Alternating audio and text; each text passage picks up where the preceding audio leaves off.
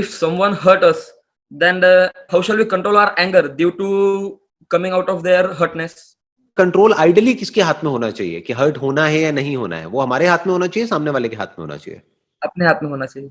अपने हाथ में होना चाहिए ना. But sir, our feelings and emotions are attached with that person, so obviously we will get hurt with any action of them, na?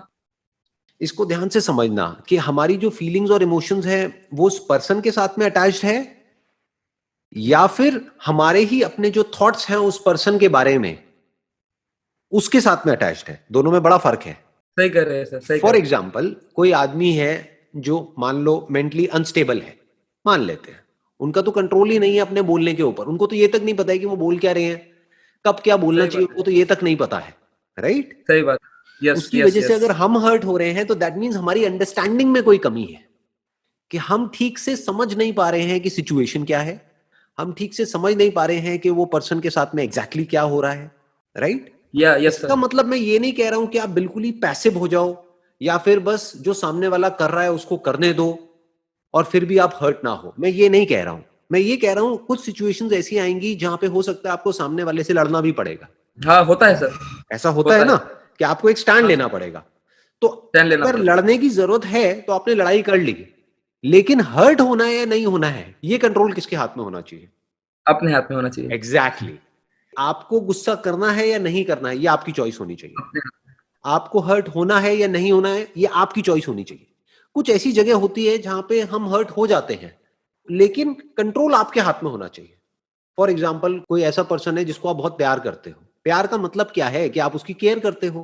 Care करते हैं. वो आपकी मदर हो सकती है, आपके फादर हो सकते हैं, कोई भी पर्सन, आपका ब्रदर सिस्टर, कोई भी, वो पेन में है बिकॉज ऑफ सम प्रॉब्लम, किसी बीमारी की वजह से, और उनको दर्द में देख करके आपको रोना आ रहा है. हाँ. आप हर्ट हो रहे हो और उस हर्ट की वजह से आपको रोना आ रहा है, तो क्या रोने में कोई बुराई है?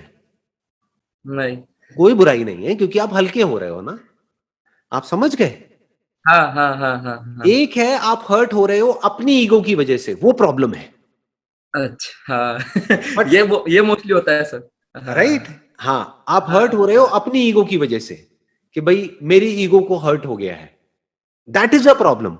बट अगर आप आउट ऑफ केयर हर्ट हो रहे हो कि मान लो आपकी शादी हो गई, आपके बच्चे हैं और आपका बच्चा जो है वो पेन में है, अब उसको देख करके आपको दर्द हो रहा है, आप रो रहे हो, उसमें कोई बुराई नहीं है. वहां पे उस रोने को रोकना नहीं है. वहां पे ये नहीं बोलना है कि मैं हर्ट क्यों हो रहा हूं. अरे आप अपनी वजह से हर्ट नहीं हो रहे हो, अपनी ईगो की वजह से नहीं हो रहे हो, आप सामने वाले के दर्द की वजह से रो रहे हो.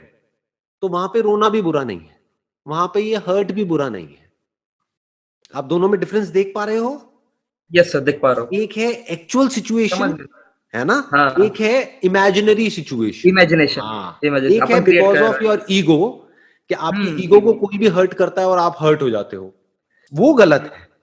बट सामने वाला पेन में है, उसके दर्द को देख करके आपको दर्द हो रहा है, इसको कंपैशन बोलते हैं, इसको प्यार बोलते हैं, इसको लव बोलते हैं, इसको केयर बोलते हैं. इसमें कोई बुराई नहीं है.